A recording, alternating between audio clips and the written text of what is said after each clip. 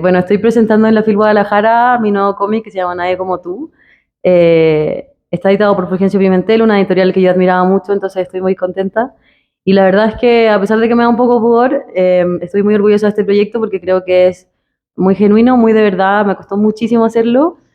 y nada, estoy muy orgullosa de él. Siento que es muy honesto y me representa mucho, así que también me entretuve haciéndolo. Lo que más me entretuvo fue como salir de lo digital, porque siento que estaba como muy metida en lo digital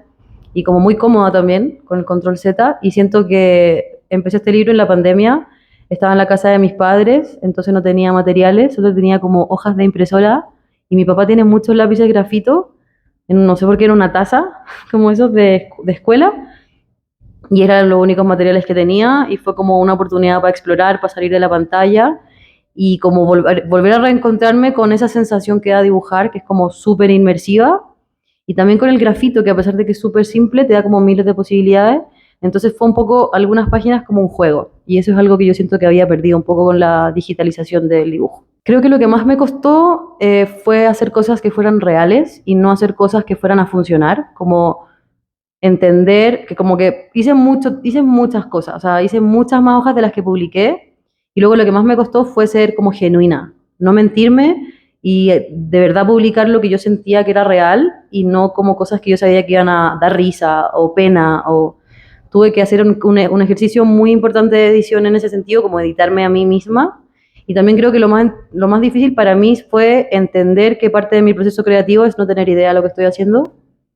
Eso da mucha ansiedad, yo soy una persona muy ansiosa, entonces no tener certeza siempre es como difícil. Y,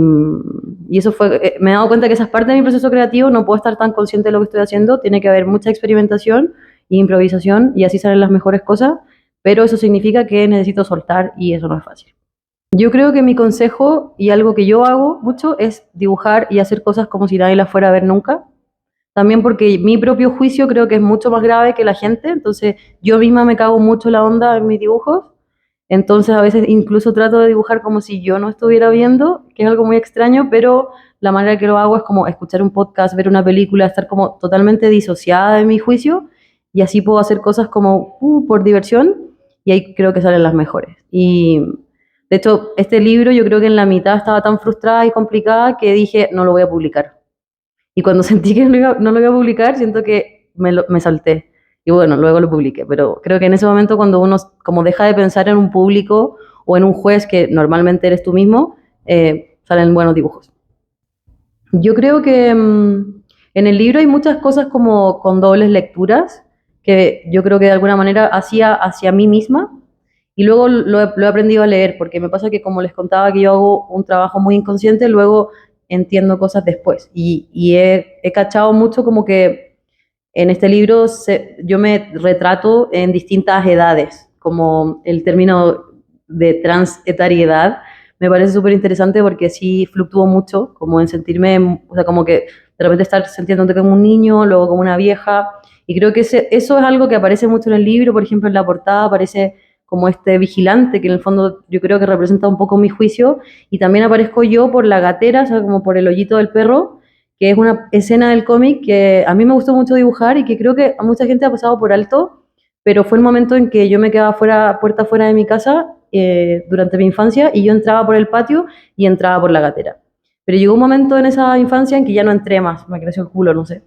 y no entraba por la gatera y eso representa un poco ese quiebre de crecer. Creo que me interesa la incomodidad también porque es como un sentimiento y una sensación que uno siempre está como evadiendo y para mí está muy presente en mi vida y la incomodidad como en todo su espectro, como desde el terror, la incomodidad social, que yo creo que eso se trata un poco en mi primer libro, la incomodidad física, que creo es algo que siento mucho, eh, y como que me interesa explorarla, profundizarla, retratarla, como verla de alguna manera. Yo creo que es algo que a mí me gustaría en el futuro, o sea, si yo pudiera decir las partes favoritas para mí, fue retratar como el asco, transmitir ese asco, y me gustaría explorar incluso más eso, como hasta llegar al terror, porque es algo, soy muy morbosa, entonces creo que eso es algo que no se me permitió en mi infancia por miles de razones, y ahora ya estoy grande, ya puedo explorar lo morboso y ese tipo de cosas. Yo creo que lo que me diría a mí mismo hace 10 años, eh, un poco que hiciera lo que me gusta y sin cuestionarlo tanto, como que creo que, por ejemplo, cuando estaba dibujando este libro, muchas veces me cuestioné si lo que estaba haciendo es algo muy tonto igual, pero cuestionaba como qué va a pensar mi mamá si viera lo que estoy haciendo. O, por ejemplo, cuando empecé a hacerlo, dibujaba cosas mucho más realistas, de alguna manera como para probar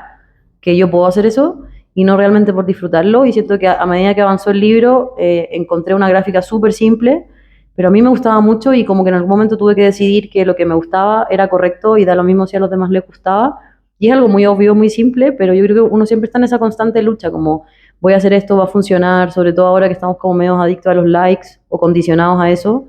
Eh, Como que me gustaría haberme soltado hace mucho más tiempo atrás y ojalá que soltarme más en el futuro. No sé cómo se hace.